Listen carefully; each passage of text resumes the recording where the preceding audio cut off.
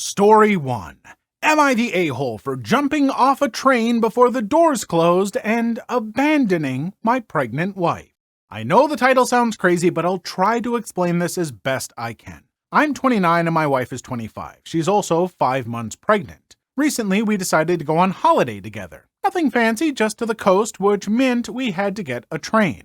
We had maybe 3 rolling suitcases and one of those army-style backpacks. There was no issue as we boarded the train, and we sat down and put the luggage next to us. About 20 minutes into our journey, we heard an announcement over the speakers that the train was being diverted, which meant it wasn't going to stop at the station we needed anymore. As it was saying this, the train was coming to a stop at the next station. I panicked and told my wife we had to get off or we weren't going to be able to get where we needed to. I got up and started grabbing our things and rushed off the train. I couldn't believe it when I looked around and saw she hadn't gotten off. She was trying to grab our 3rd suitcase. I had the other 2 in the backpack. Unfortunately, it was too late, and even as I rushed to the doors, they closed. My wife looked like she wanted to kill me, and the train pulled away with her on it. I called her to tell her to get off at the next stop, and I'd get to the next one and meet her, but she was irate and told me the holiday was canceled and she was going home. To top it off, she told her family and mine, and they're all furious at me for abandoning a pregnant woman on a train headed God knows where with a heavy suitcase. My father-in-law told me I was an idiot for what I'd done. I feel like I was in the right, but my wife and family have other ideas. So, am I the a-hole? Kind of, but maybe not completely. I get this person's perspective. Oh my gosh, we have to get off at this stop or we're gonna get pulled way away from where we need to go. Come on. And I'm gonna grab these bags, and you get this bag and come with me and let's go. And I get that, You just left her with one bag to grab, you were grabbing all the other ones. In your mind, this worked out, and you weren't trying to be an a-hole about it. My problem is that when someone's pregnant, especially 5 months pregnant, it's not so easy to get around. It's stressful, and you're dealing with a whole lot of, hormones and this and that. You're suddenly being rushed. You're trying to make sure you have everything. I don't know the situation. I wasn't there. I couldn't say how much you tried to help your wife out in this situation or whatnot. But if she's this mad, chances are you maybe weren't the most considerate in trying to help her, and you were just more concerned with your goal. You're very goal-oriented in this situation. I get that. I've been there. I probably would have done the same thing as you. Okay, so I'm not trying to throw shade here, but I am saying you maybe should have been more concerned with her and helping her. And if you didn't get off the train because you were busy helping her, you didn't get off the train because you did the right thing. So, I think I would hope that she'd maybe be a little more understanding and her family wouldn't attack you for that and cancel the whole vacation. That seems maybe a little bit of an extreme reaction, but at the same time, she's pregnant. Her body's going through some stuff. She's allowed to react a little poorly, I think. So, Story 2. Ex hooked up with someone in front of my face. So about 3 weeks ago, I, 25 male, and my then girlfriend, 22 female, broke up because we were not really on the same dating page. I saw the relationship as something that could last potentially forever, but she saw it as something that could end shortly as she is bi and still wanted to date a woman at some point in her life. She broke up with me as she didn't think it was fair for me to be with her. It was hard for me as she said that she loved me for the first time when she broke up with me, but I understood where she was coming from and we were still friends afterward. That's until a week ago. Just 2 weeks after we broke up, we were at a friend's house and she hooked up with the friend I shouldn't worry about in front of my face. Not only that, but she acted as if they were already dating. This devastated me. I was hurt, but at the same time, I was furious with her. It felt like everything she said and all the time we spent together was a total lie. That night I could barely sleep, but now I just don't care for her. I don't care if we stayed friends. I don't care if she's dating that guy or not. I saw her for the first time after that night 2 days ago and was a little nervous, but when I saw her at a party, it was like she was a total stranger. She texted me and now she wants to talk. I don't know if I should talk to her or if I should say anything. I had to remind myself that this person was 22 years old because this sounded like something I might expect out of a 16-year-old dating, the way that she was acting with this. I don't know, this relationship, it's so ephemeral because I'm bi and I haven't dated a woman yet. And that's a weird thing to say. as an adult, okay? But I get it. I say it sounds more of a teenager thing because I expect that from someone who's still figuring themselves out and exploring. And I guess you are still kind of at 22. So I don't know. I would not expect you to have to talk to her after that. It does seem kind of bleh. It sounds like she wasn't completely honest with everything in that relationship. And so, yeah, you don't owe her anything. You do not need to keep talking. And if you do, just be open and honest and say, hey, felt kind of scuzzy. I didn't appreciate it. And yeah, I don't know if I want to be friends. I think you're totally in the right to feel that way. So, yeah. Story 3. Wake me with your alarm. Guess my day starts now, too. I, 28 female, live with my boyfriend, 29 male, and one roommate, 35 male, in a house that I own. They both work at the same company, so their workday starts at 6 a.m. I work from home, so I sleep/get up pretty much whenever I want. It's worth noting that I am a very light sleeper, and my boyfriend is a fairly heavy sleeper, so I usually have to wake up despite his alarm. My boyfriend's alarm goes off at 5:30. He usually gets dressed and heads to work by 5:40, which is fine. In those 10 minutes, I'll pack his lunch, make him coffee, and get him set up for the day. My roommate, however, has a very loud, blaring alarm that goes off every 5 minutes between 5 and 5:30. When he finally rolls out of bed and gets ready, even on weekdays, he'll sometimes let his alarm go off until 6 until it finally shuts off on its own. It's very annoying. I have no idea why he sets his alarm to be so dang loud that the whole house hears it, especially since he's also a light sleeper, supposedly, and has expressed before that me watching TV in my room at night keeps him up, even if I close the door. If the alarm was quieter, I wouldn't care, but at that point, he wakes my dogs,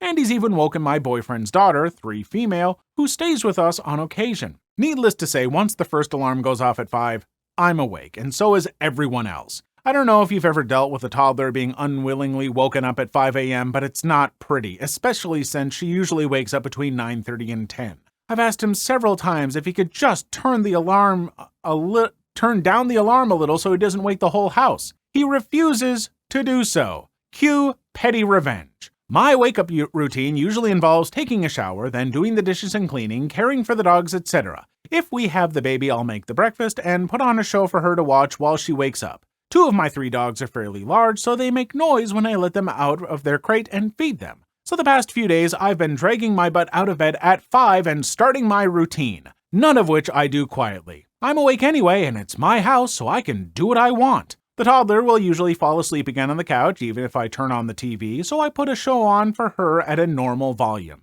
At 5. My dogs are energetic, so I let them out of their crates to run around. At 5. Dishes, 5 a.m., baby. TikToks in the living room, 5 again. Wake me up at 5. That's when my day will start. I haven't gotten much out of the roommate except for dirty looks and the occasional, "Why are you awake?" to which I simply respond with, "Because you woke me." He's not the sharpest tool in the shed, so he started to complain that I'm being petty for no reason. I again suggest for him to turn down the alarm or at least lessen the frequency, but he refuses to do so. Guess we'll all just keep waking up at 5. Except for my boyfriend, of course. He can sleep through virtually anything. Bless his heart. I should go wake him. Dear roommate, you're being an a-hole. A complete and total a-hole. You're sharing a space with people and the blaring alarms. Every 5 minutes. Get up. Just get up, okay? Set your alarm once and get up to it. Or if you have to set multiple alarms, then make it quiet. Or do what I do. Get a smartwatch. Just get a cheaper one. They have a vibrating thing. Trust me, nothing in this world could keep me asleep when suddenly my wrist starts going, it gets you up and it's quiet and it's a more pleasant way to wake up too. Just, this person is being so unreasonable. Yeah, if his alarms are blasting through the house at 5 a.m., you start your day and be loud. Just go for it. I wouldn't blame you if you started getting up at 4:30 and started being loud and you're like, "Oh, I'm sorry, do you have a problem with noise?" Yeah, no. I know in a previous video I said don't start roommate wars, but you know what? If it's your house and he's staying with you and it sounds like he's being a prick, no, start this war. I don't care. Just drop some audio bombs on this person until he gives in because he is in the wrong and I hate him. And I'm a person who loves to wake up at 5:30 in the morning. Story 4. Today I effed up by using the bathroom after a hot girl. So today I was eating lunch at this bomb-butt Mexican restaurant in my area. Love their food, and they serve their chips with the enchilada sauce on top with melted cheese. Good luck. Anyway, I get up to use the bathroom, which is only a one-person unisex bathroom with a wooden door. I'm standing behind, waiting for my turn, and up behind me walks a hot girl. Being a gentleman, I naturally let her cut in front of me. At no point in time was I hitting on her, or was I expecting anything in return. Simply trying to be a gentleman. However, I will note that she was pretty attractive. The person walks out, and she goes in. A few moments later, she quietly walks out, smiles at me as if she's thanking me, and then I go in.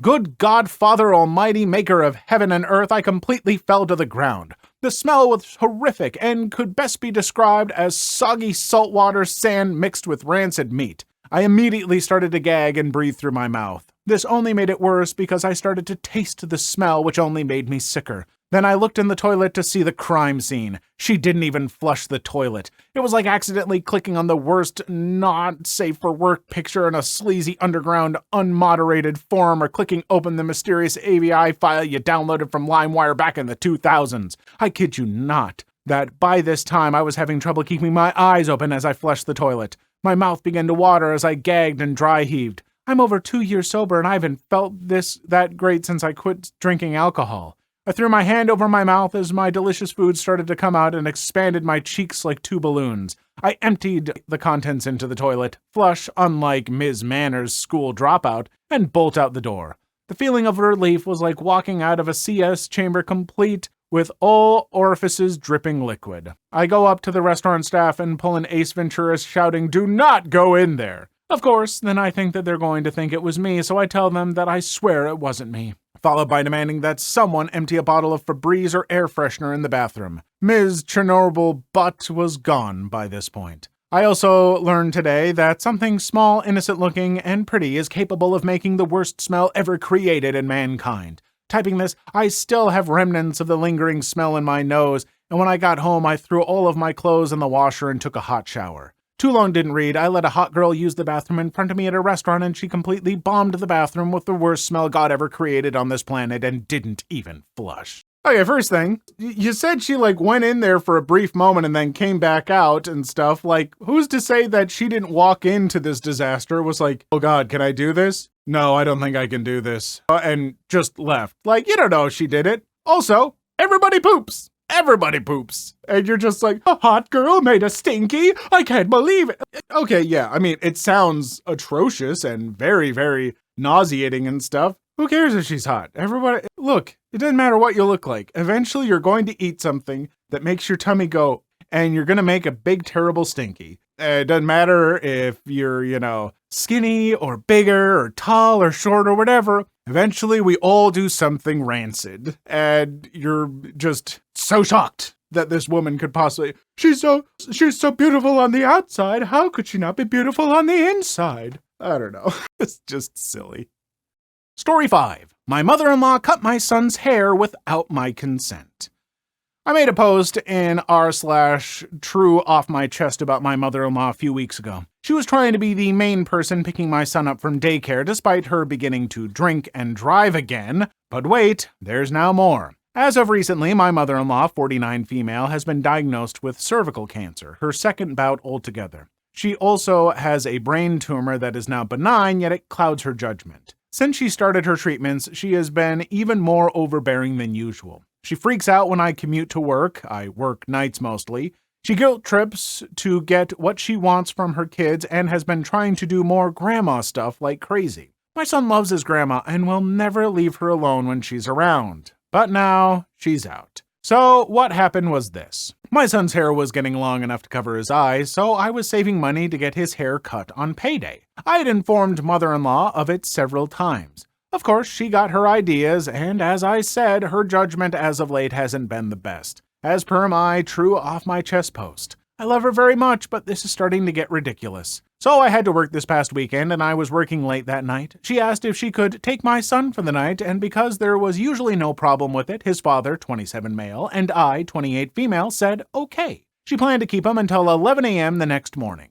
I worked that Saturday night, and it was tough. I got home and played video games with my hubby until about 2 or 3 a.m. We woke up at 5 a.m. to mother-in-law calling us, and she didn't sound good. She was having severe pains and needed to go back to the hospital. When she dropped him off, his hair was cut, and he didn't look good. She was telling me how tough it was to cut his hair before she left, saying how bad he struggled with the buzz shears, and that at least his hair wasn't over his eyes anymore. Now let me tell you why I was so angry about this. My son, 4-male, has autism and has specific issues with having his hair cut. I have to be able to keep him distracted, keep him calm, and hold him down when needed, so the stylist he always sees, who specializes in small and/or disabled children, can do her job properly. Also, he hates buzz shears. He doesn't like the vibrations and hates having his hair cut with them. Like, he looked okay in front, but she used the buzz shears up to half of the back of his head. I would have preferred a bowl cut over this. Sorry for the rant. I've just been sitting on this for a few days, and I'm still not over this. I mean, on one hand, your heart goes out to this mother-in-law who, she's got a benign tumor that's clouding her judgment. I mean, she literally might not know that what she's doing isn't helpful, and I do feel bad for her. The drinking and driving, however, inexcusable. If she's dropping him off and she's been drinking, judgment clouded, struggles in your life. Nope, sorry, you're driving a kid around. If you drink and drive, then you don't get to see that kid anymore. That's terrifying. No. As far as a haircut, yeah, I mean, I've got sympathies for her, but there's some people who just ignore kids who have extra needs, and that sucks because it's kind of traumatizing for the kids is mostly what I feel bad about. I don't want a kid to have to go through that, so yeah, I think you're very right to be frustrated, but it's hard when you do also feel some sympathies for the mother-in-law and what she's going through, but yeah, I think you might have to really set your foot down and make really just clear guidelines, have an honest conversation, and hopefully you can figure something out and hope the kid's doing okay. Please leave your story in the comments. I would love to make a video on them in the future. Also, don't forget to like and subscribe.